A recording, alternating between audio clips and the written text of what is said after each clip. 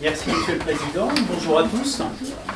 Alors en ce qui concerne le Liban, écoutez, c'est un pays que je connais bien puisque j'en ai également la nationalité.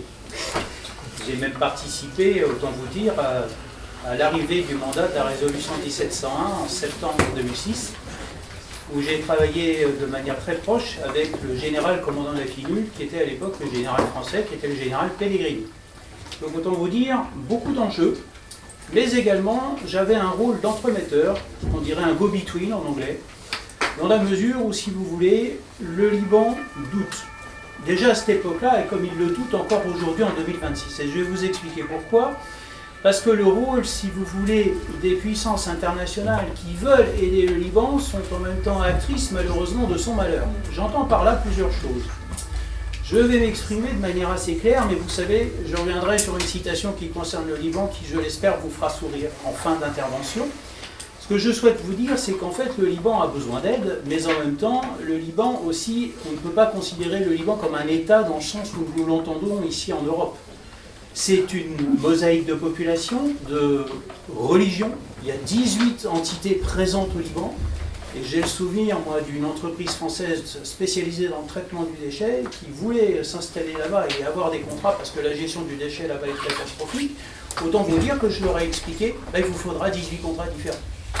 Pourquoi? Parce que les déchets des uns ne sont pas ceux des autres, etc., etc. Donc vous voyez, c'est quand même compliqué. Ensuite, c'est un pays qui est aujourd'hui, en 2026, face à une nouvelle déstabilisation, puisque cela a toujours été un pays qui a été la caisse de résonance du Moyen-Orient. J'insiste bien là-dessus, mais en même temps, il y a plusieurs acteurs qu'on a tendance à oublier dans les récits médiatiques. Et vous savez que le Liban est tributaire, bien sûr, des puissances régionales. Nous l'évoquons avec l'Iran, qui l'a transformé, entre guillemets, en terrain de guerre, puisque nous avons le représentant qui est le proxy, qui est le Hezbollah. Et ça, j'y reviendrai très rapidement sur le sujet.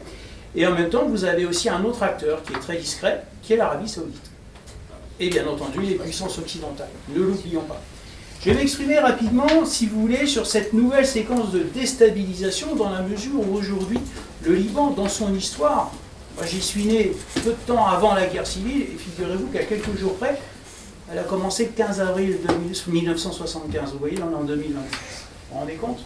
Donc aujourd'hui, l'instabilité demeure toujours. En même temps, ce qui contribue, si vous voulez, un peu à beaucoup même à la déstabilisation du Liban, ce sont aussi des gens qui pratiquent la politique comme un métier depuis déjà 1975. Donc on n'a pas eu un renouvellement de classe politique, donc forcément, on ne peut pas, comme dirait le Einstein, M. Einstein disait, on ne peut pas demander à ceux qui créent les problèmes de les résoudre. On est en plein dedans. Quelque part, on a aussi, dans cette nouvelle séquence de déstabilisation, tous les acteurs connus de la région. On y retrouve Israël, on y retrouve l'Iran, on y retrouve l'Arabie Saoudite, et moi j'allais dire, de manière plus générale, les puissances occidentales. Je ne vais pas cibler certaines puissances occidentales, mais en même temps, on a toujours eu, par chance, le rôle protecteur que joue la France. En 2006, moi j'ai été amené, si vous voulez, à traiter un gros problème à l'époque. Le président de la République était M. Chirac. J'ai la chance d'avoir, à l'époque, M. Chirac, un ami commun qui s'appelait le Premier ministre, qui a malheureusement été assassiné, M. Hariri. Autant vous dire une chose, le Liban, la première question qu'ils m'ont posée quand je suis arrivé là-bas, comment peut-on renouer les liens avec la France, sachant que la France, à l'époque, alimentait Israël dans la fourniture de bombes? Un vrai problème. Donc autant vous dire, moi je me suis présenté comme français, puisque je portais le treillis, à l'époque j'étais encore militaire. Le plus dur a été de recoller les morceaux, si vous voulez. Et dans cette déstabilisation que le Liban connaît aujourd'hui, on a toujours cette même problématique qui est de recoller les morceaux. J'entends par là un rôle très précieux et surtout très important que beaucoup de personnes, entre guillemets, je vais dire, admirent, c'est un rôle non négligeable de la diaspora libanaise à l'étranger. Et ça, je peux vous dire que c'est ce qui, entre guillemets, c'est ce qui permet de combler les lacunes de l'État. Quand vous regardez déjà la succession entre, au niveau Aoun, puisque le président, je le rappelle, il y a un équilibre de la répartition des pouvoirs au Liban, le président est toujours chrétien. Il y a quand même eu des difficultés avec la succession et aujourd'hui la présence de M. Joseph Aoun, qui est le président de la République libanaise, qui aujourd'hui s'inscrit dans une volonté du Liban à faire preuve de transparence. Cette transparence qui lui est reprochée, qui a un manque de transparence, une opacité totale en ce qui concerne certains fonds, mais en même temps il est difficile de suivre les différentes activités des différentes communautés, puisqu'en fait, il y a un arbitre que je viens de vous évoquer, qui est principalement la diaspora libanaise, mais aussi, à l'époque, je remonte rapidement à mars 2019, où il y avait un congrès de la Ligue arabe à Tunis, et déjà, les autorités de cette Ligue avaient demandé au Liban, si vous voulez qu'on vous aide, il va falloir faire preuve de transparence. C'est ce qui manque encore aujourd'hui un petit peu au Liban. Mais attention, on a une diaspora de plus en plus exigeante, mais en même temps, il y a une chose très importante au Liban, à défaut d'avoir un pouvoir qui fonctionne bien, puisque c'est quand même l'enjeu, on va dire, et c'est ce qui contribue aussi à cette déstabilisation, qu'il faut retenir en ce qui concerne le Liban, c'est qu'il faut le regarder avec différents angles. Il y a l'angle régional et il y a l'angle aussi libanais. Figurez-vous que les clivages qui existent dans la société libanaise au Liban, sur son territoire national, j'allais dire malheureusement, on les retrouve aussi à l'étranger. J'ai eu la chance, moi, de faire beaucoup de pays à l'étranger en tant que militaire, et figurez-vous, en tant qu'enseignant maintenant dans le cycle supérieur, j'ai la chance d'enseigner à des étudiants libanais.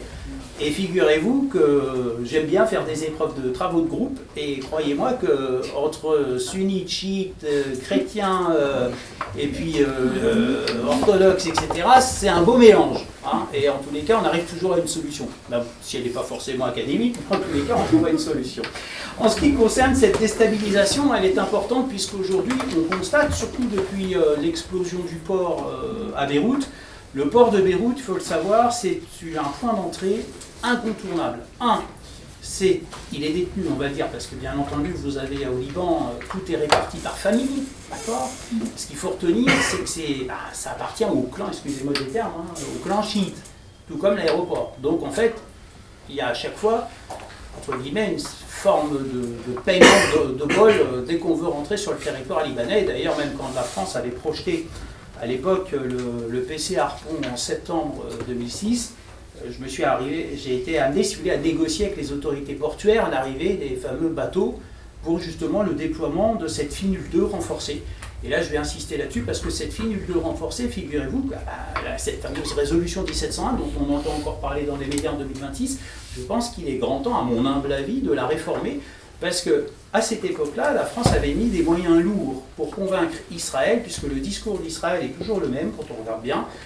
Le Liban est incapable d'assurer sa sécurité et la sécurité de l'État d'Israël. C'est très important ce que je vous dis là, parce que ce discours-là, c'est celui qu'on entend en tant que Libanais, c'est celui qui est reproché au gouvernement libanais, mais figurez-vous, pour les Israéliens, c'est difficile dans la mesure où il n'y a pas vraiment de gouvernement.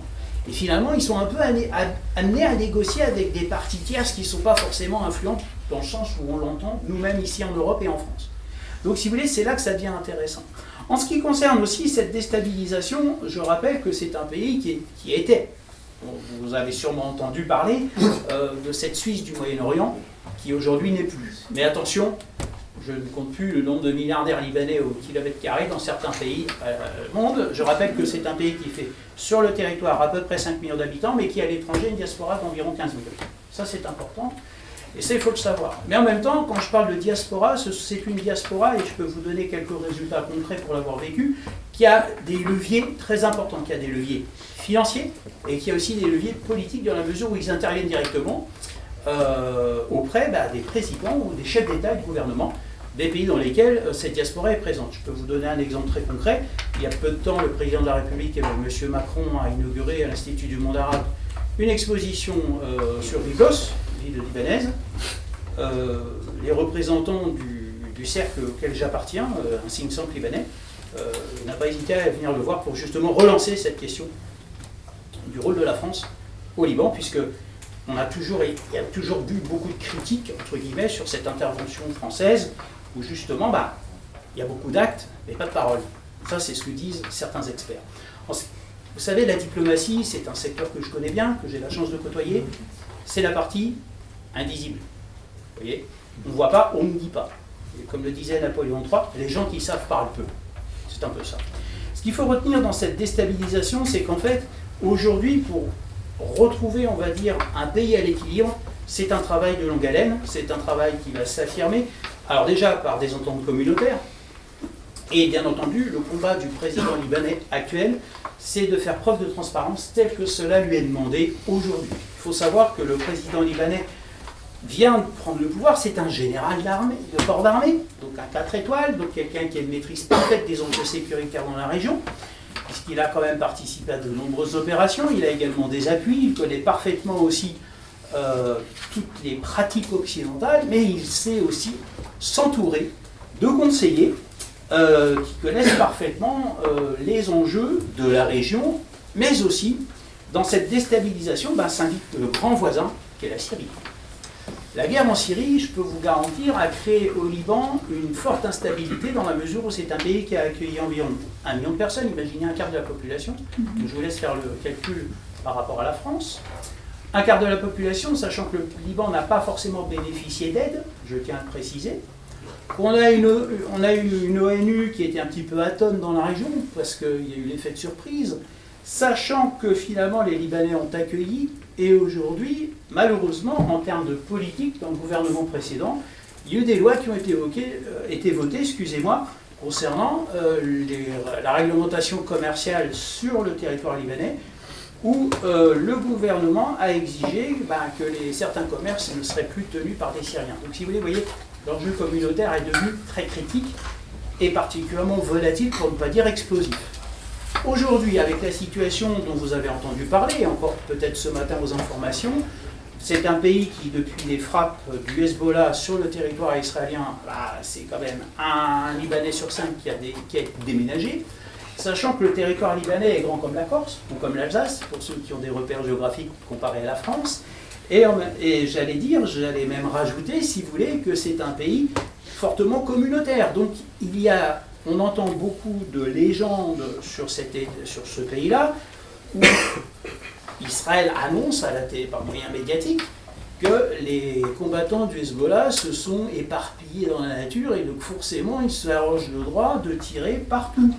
Un peu ce qui vient d'être évoqué avec on détruit la maison, ce qui est parfaitement vrai. Mais en même temps, on ne peut pas détruire, on ne peut pas cibler un acteur du Hezbollah sans une certaine forme de complicité qui crée des frustrations au sein des communautés. Je peux vous dire, résidant sur Beyrouth une bonne partie de l'année, il y a des quartiers qui sont interdits aux réfugiés. Et attention, là-bas, les forces de l'ordre, c'est pas comme en France, c'est pas structuré comme en France. Il a malheureusement été conservé un côté milicien qui est relativement dangereux. On parle de Hezbollah avec un arsenal militaire qui est supérieur à l'armée libanaise, il faut être honnête, mais en même temps, on a aussi une armée libanaise qui n'a pas de moyens. Pourquoi ? Parce qu'elle est tributaire des financements étrangers. Je tiens à le préciser, dans les années 2000, il y a eu au nord du pays, à Tripoli, il y a eu des émeutes entre communautés. Les obus de 155 ont été fournis par les États-Unis, payés par l'Arabie Saoudite. Donc en clair, s'il n'y a pas d'aide internationale, le Liban ne peut pas faire. L'armée est entraînée. J'ai même en souvenir un général israélien qui avait dit « vous m'en donnez 10 comme ça et on tient le Moyen-Orient », en parlant de l'efficacité au combat des généraux libanais. Simplement pour dire que finalement, cette déstabilisation, il est difficile au moment où je vous parle de vous dire quelles pourraient être les hypothèses pour que ce pays s'améliore. Dans un premier temps, déjà, le rôle non négligeable de la présidence de la République qui, vous le savez, a pour objectif d'unir tous les Libanais. Un sentiment d'union qui a été relancé suite à l'explosion du port en 2020. Je peux vous en parler en connaissance de cause puisque je fais partie d'une ONG libanaise qui s'appelle Jobs for Lebanon. Donc l'objectif, c'est de maintenir au Liban la jeunesse pour travailler. Parce qu'aujourd'hui, les Libanais n'ont pas de travail. Et d'ailleurs, nous avons de précieux partenaires qui nous aident dans cette démarche. Il faut savoir que cette ONG a procédé à une levée de fonds. Donc je vous traduis parce que j'ai été mobilisé à l'époque. Donc nous sommes en août, donc j'allais dire mi-août. Nous avons récolté en 15 jours plus de 300 millions de dollars, pour vous donner un ordre d'idée. Tout ça grâce à quoi ? La mobilisation de la diaspora libanaise aux États-Unis. Pour acheminer l'aide médicale, un partenaire américain, FedEx, qui n'a rien fait payer entre Washington, San Francisco, l'ONG est à San Francisco, et Beyrouth, avec des vols et des transits. Autre partenaire précieux qui on va dire, donne sa chance à cette jeunesse libanaise que vous connaissez tous, la famille Saadé, CMA-CGM. À l'heure actuelle, ils embauchent des Libanais. Il y a aussi cette concurrence des gens de ma génération, qui, dans quelques jours, j'aurai un an plus, et si vous voulez, donc 53 ans pour être précis, est aussi actrice et veut revenir au Liban. Notre vie, nous l'avons passée en expatriation. Moi, j'ai eu la chance de vivre en Europe, de vivre aux États-Unis et puis dans d'autres pays. Et aujourd'hui, cette expatriation, cette diaspora veut revenir au pays et justement offre un discours un peu en concurrence avec les diatribes habituelles locales où des fois ça peut créer des tensions même entre ex-expatriés et nouvel entrant, parce que les minorités locales vous diront, bah, vous savez, attendez, pendant que vous étiez à l'étranger, c'était nous qui étions, on va dire, au travail, sur place, à résoudre tous nos problèmes. Mais nous, on leur fait comprendre bah, que sans notre aide, bah, ils n'auraient peut-être pas bénéficié d'une situation, on va dire, qui aurait empiré. Pour vous donner, en fait, aujourd'hui, ce que nous, on observe au Liban, on a eu des enjeux, notamment, c'est ce qui a contribué un petit peu à la crise syrienne. Il faut vraiment que la région devienne beaucoup plus stable. Alors, en ce qui concerne cette déstabilisation qu'on va essayer de stabiliser, il y a déjà l'enjeu énergétique. Bon, vous avez peut-être entendu souvent parler de ce qui se passe au large en Méditerranée orientale avec ces fameuses plateformes pétrolières. D'ailleurs, les États-Unis ont joué l'arbitre entre le Liban et Israël pour l'attribution des gisements offshore, ça c'est le premier point. Sachant que ces gisements sont situés au sud, devinez qui voulait se les approprier. Le Hezbollah.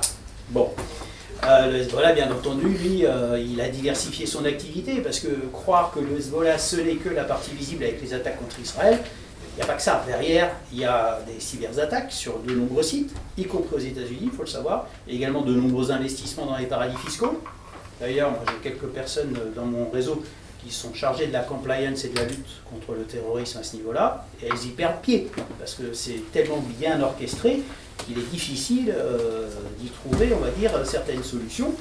Et vous avez à ce sujet-là l'enjeu, on va dire, quand même environnemental, c'est que les infrastructures sont vieillissantes, les infrastructures, on va dire, souffrent de manque d'entretien, parce que tout ça est communautaire, et nous avons des entrepreneurs expatriés, cette fois-ci, qui proposent très rapidement des enjeux environnementaux, puisque c'est un pays, sur les 365 jours, qui a 330 jours de soleil. Donc, beaucoup de maisons, d'appartements, de quartiers au Liban sont équipés à partir d'énergie solaire. Donc ça, c'est un environnement favorable. Après, c'est invité, c'est ce qui a contribué aussi à sa déstabilisation. Vous savez, l'attribution du marché pour les télécommunications, avec notamment l'entrée de la Chine. Alors pourquoi je vous parle de la Chine très rapidement au Liban? Parce que vous avez aussi une influence non négligeable des contingents de l'ONU présents sur son territoire qui en profitent, et aussi à la demande des Libanais, pour y faire leur petit commerce. Voilà.